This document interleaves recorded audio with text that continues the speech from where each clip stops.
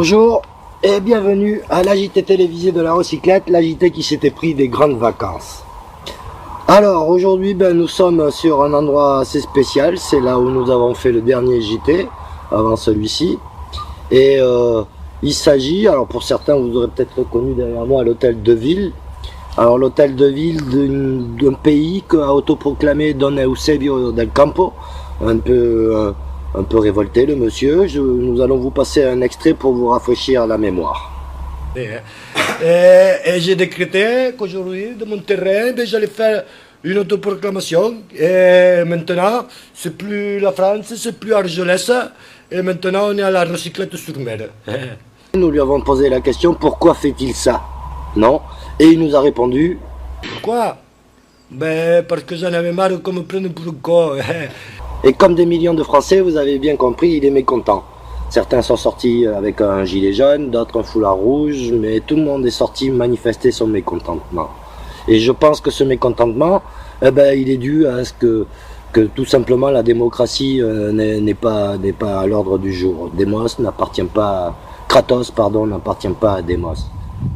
Alors, il y a quelque chose à faire, tout le monde revendique, tout le monde veut parler, les citoyens veulent être acteurs.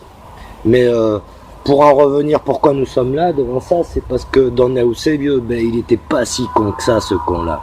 Vous voyez, en fait, il est plus facile de fonder une nation que de s'installer sur son terrain de loisirs dans un mobil-home.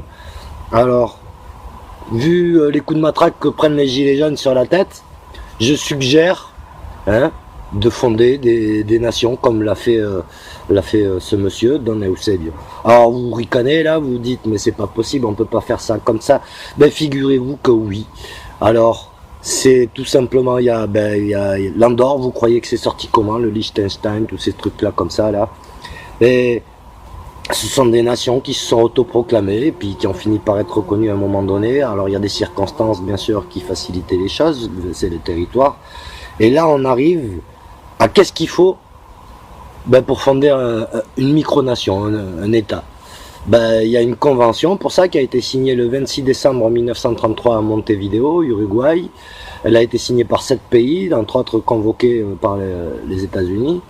Et cette convention commence en son article 1er en revendiquant que pour être un territoire reconnu comme un État, il faut 4 choses. Un territoire délimité,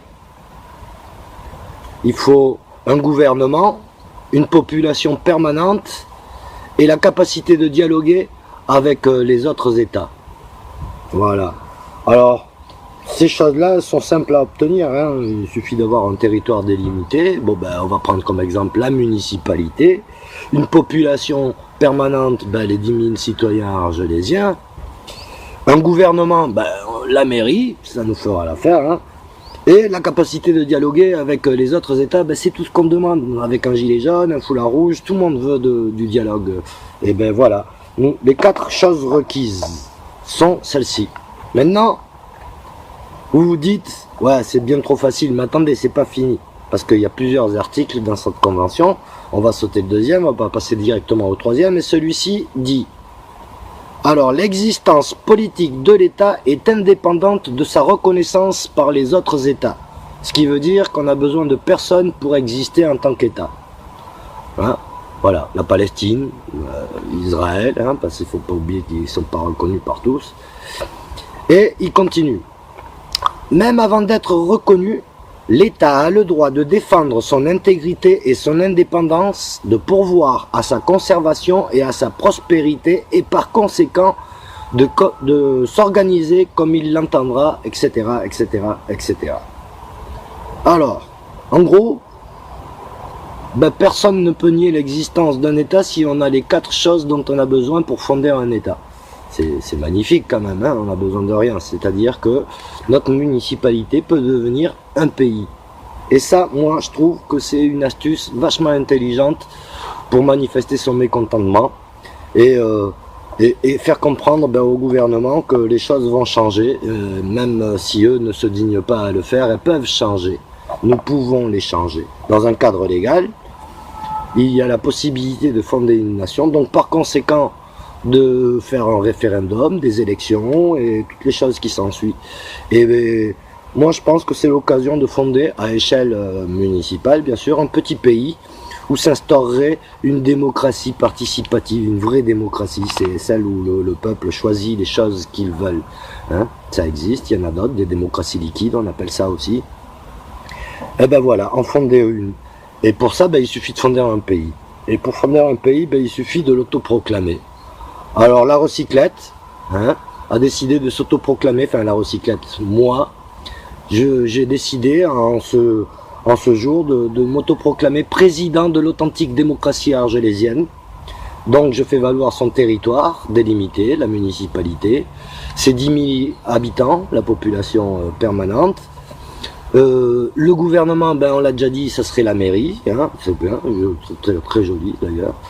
Et les envies de dialoguer, elles sont là, elles ne manquent pas. En tant que président fondateur, moi je n'ai aucun droit, je n'estime n'avoir aucun droit, je veux juste me donner une chance de pouvoir avoir cette démocratie. Donc je fonde le pays, je convoque un référendum. Alors pour bien faire et nous faciliter la chose, il y a des élections qui auront lieu, on pourrait rajouter une petite pile oui, une petite pile non, et le référendum aurait lieu. Et en fonction de si oui ou non nous serions une micronation, nous aurions un maire ou un président, ça serait pas mal, ça serait rigolo. Et nous serions le premier état des États-Unis de la recyclette, ça serait rigolo aussi. Et nous pourrions avoir notre démocratie où nous, citoyens, avons la voix et décidons de notre sort. À partir d'aujourd'hui, donc, j'invite tous les candidats à se présenter au présidentiel de 2020 de notre nouvelle démocratie authentique. J'invite aussi les citoyens, parce que dans le cadre des municipales, ils n'ont pas le droit de se présenter, c'est dommage. Mais dans le cadre des présidentielles, vous avez le droit de vous présenter. Une constitution est en cours, elle est basée sur les droits de l'homme, l'environnement, et aussi cette démocratie participative et tous les droits qu'ont les citoyens en tant que citoyens argelésiens.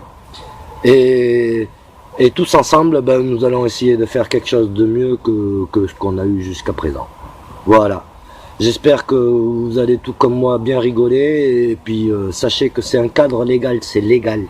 On a le droit de faire ça. Personne ne peut discuter que nous soyons une nation. Nous avons tout ce qui est requis pour le faire. Voilà. Après, il faut ouvrir le dialogue avec le gouvernement français, le pays voisin, et essayer d'arriver à un accord avec eux. Voilà, je vous remercie de votre attention. J'espère que beaucoup d'entre vous désireront se présenter à cette candidature, à cette présidentielle, pardon. Et je vous attends avec impatience pour voir qu'est-ce qu'on fait de notre municipalité. Merci et à bientôt. Vive l'authentique démocratie argelésienne!